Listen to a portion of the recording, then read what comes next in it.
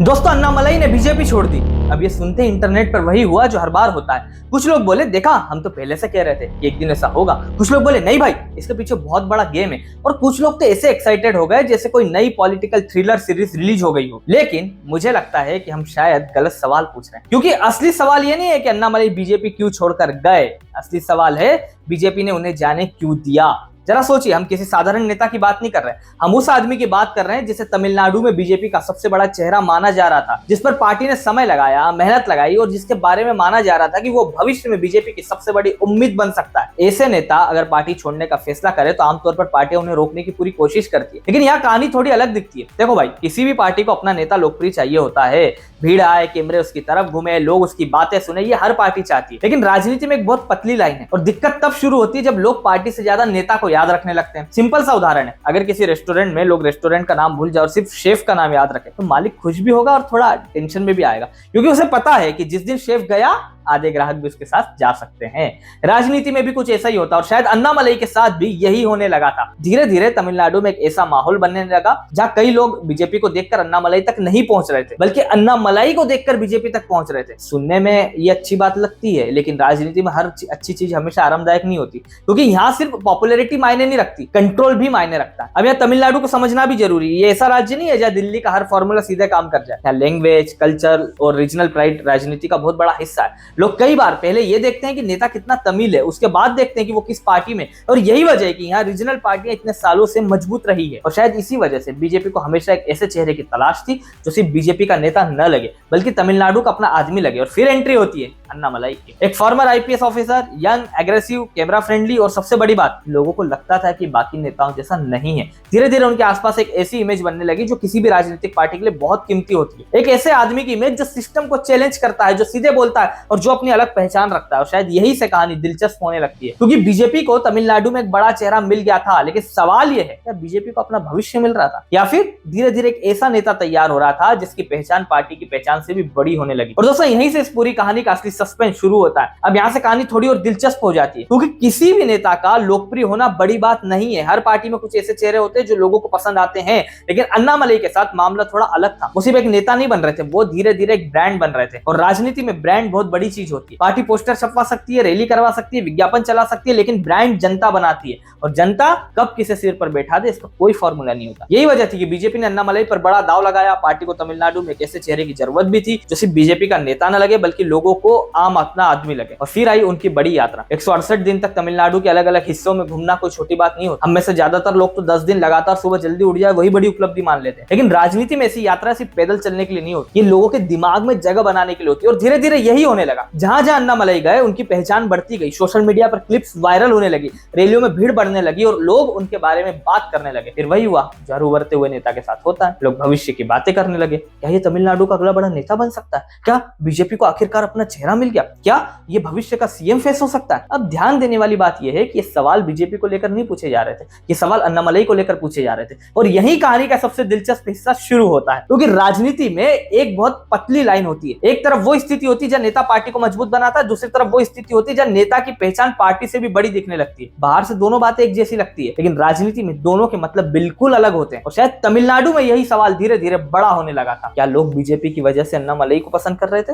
या फिर अन्नामलाई की वजह से बीजेपी को देख रहे थे? उस समय इसका जवाब शायद किसी के पास नहीं था, लेकिन इतना जरूर था कि अन्नामलाई का कद लगातार बढ़ रहा था। बीजेपी खुश भी थी क्योंकि उसे एक मजबूत चेहरा मिल गया था, लेकिन राजनीति में हर ताकत अपने साथ एक नई चुनौती भी लेकर आती है। और तभी कहानी में एंट्री होती है एक ऐसे नाम की जिसने सिर्फ अन्नामलाई नहीं बल्कि तमिलनाडु की पूरी राजनीति का समीकरण बदल दिया, और वो नाम है विजय। अब जो लोग तमिलनाडु की राजनीति को करीब से नहीं जानते उन्हें ये समझना होगा कि वहां फिल्म स्टार सिर्फ अभिनेता नहीं होते, वहां उनका राजनीतिक वजन भी होता है। एमजीआर से लेकर जयललिता तक तमिलनाडु का इतिहास इस बात का गवाह है कि सिनेमा और राजनीति का रिश्ता वहां बाकी राज्यों से बिल्कुल अलग है। इसलिए जब विजय की राजनीतिक एंट्री की चर्चा शुरू हुई तो लोगों ने उसे सिर्फ एक और सेलिब्रिटी की एंट्री नहीं माना। धीरे धीरे महसूस होने लगा कि आदमी राजनीति में सचमुच बड़ा असर छोड़ सकता है। और यहीं से अन्नामलाई के सामने एक नई चुनौती खड़ी हो गई, क्योंकि बीजेपी, डीएमके या एआईएडीएमके से लड़ना एक बात थी, लेकिन ऐसे व्यक्ति से मुकाबला करना बिल्कुल अलग बात थी जिसके पास पहले से करोड़ों लोगों का भावनात्मक कनेक्शन हो। विजय जब राजनीति में आया तो वो अपनी पहचान लेकर आए। लोगों को यह समझाने की जरूरत नहीं थी कि वो कौन है, उनकी ब्रांड वैल्यू पहले से मौजूद थी। और यहीं पर अन्नामलई और विजय के बीच सबसे बड़ा फर्क दिखाई देता है। अन्नामलई अपनी पहचान एक पार्टी के भीतर बनाकर आगे बढ़ रहे थे, विजय अपनी पहचान के दम पर राजनीति में आ रहे थे। अन्नामलई के ऊपर एक पार्टी थी, एक संगठन था, एक राष्ट्रीय नेतृत्व था, विजय के ऊपर कोई नहीं था। अन्नामलई को हर कदम पर पार्टी की रणनीति के साथ चलना था, जबकि विजय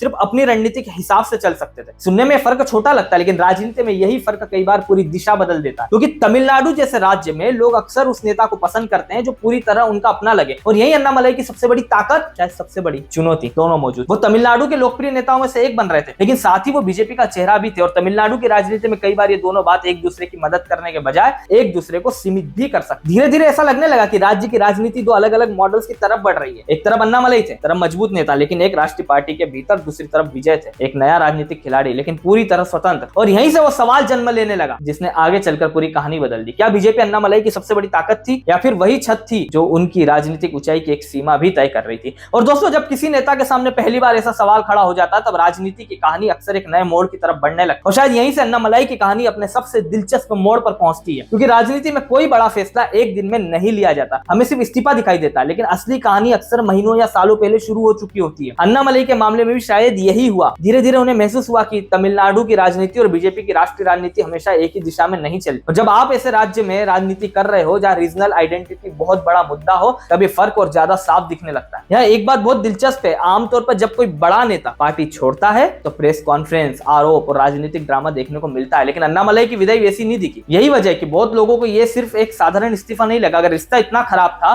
तो विदाई इतनी शांत क्यों? और अगर सब कुछ ठीक था तो अलग होने की जरूरत क्यों पड़ी? और यहीं से अलग अलग थ्योरी शुरू होती है। कुछ लोग मानते हैं कि अन्नामलई को लगा कि बीजेपी के अंदर रहकर उनकी राजनीतिक ऊंचाई की एक सीमा तय हो रही थी। कुछ लोग कहते हैं कि विजय की सफलता ने उन्हें दिखाया तमिलनाडु में एक स्वतंत्र रीजनल स्पेस अभी भी मौजूद है। और कुछ लोगों का मानना है कि यह सिर्फ अन्नामलई का फैसला नहीं था, बल्कि ऐसा राजनीतिक समीकरण था जिसमें दोनों पक्षों को अपना अपना फायदा दिखाई दे रहा था। सच इनमें से कौन सा है, शायद इसका जवाब अभी किसी के पास नहीं, लेकिन एक बात साफ है, अन्नामलई ने राजनीति छोड़ी नहीं, नया रास्ता चुना है। और ये दोनों बातें अलग है। अगर कोई नेता सिर्फ नाराज होता है तो कई बार घर बैठ जाता है, लेकिन अगर कोई नया राजनीतिक मंच बनाने की सोच रहा हो तो इसका मतलब है कि उसके दिमाग में भविष्य का कोई बड़ा प्लान चल रहा है। और यही कहानी और दिलचस्प हो जाती है। मुझे लगता है कि हम इस पूरी कहानी को अन्नामलई बनाम बीजेपी की तरह देख रहे हैं, जबकि हो सकता है कि असली कहानी अन्नामलई बनाम विजय की हो। आने वाले वर्षों में तमिलनाडु की राजनीति का बड़ा सवाल शायद यही होगा कि क्या अन्नामलई खुद को एक स्वतंत्र तमिल नेता के रूप में स्थापित कर पाते हैं, क्योंकि लोकप्रिय होना और राजनीतिक ताकत बन जाना दोनों अलग अलग चीजें। सोशल मीडिया की भीड़ और वोटिंग बूथ की लाइन में बहुत फर्क होता है, और यही वो परीक्षा है जिसका सामना अब अन्नामलई को करना है। बीजेपी के अंदर रहते हुए उनके पास संगठन, कार्यकर्ता और संसाधन थे। अब अगर वो अलग रास्ते पर चलते हैं तो उन्हें साबित करना होगा कि लोग सिर्फ अन्नामलई को पसंद नहीं करते, बल्कि उनके पीछे राजनीतिक रूप से खड़े भी होना चाहते हैं। यही वजह है कि मुझे एक कहानी किसी साधारण ब्रेकअप से ज्यादा एक नए अध्याय की शुरुआत लगती है। हो सकता है ये एक बड़ा मास्टर स्ट्रोक साबित हो सकता है ये बहुत बड़ा जोखिम साबित हो,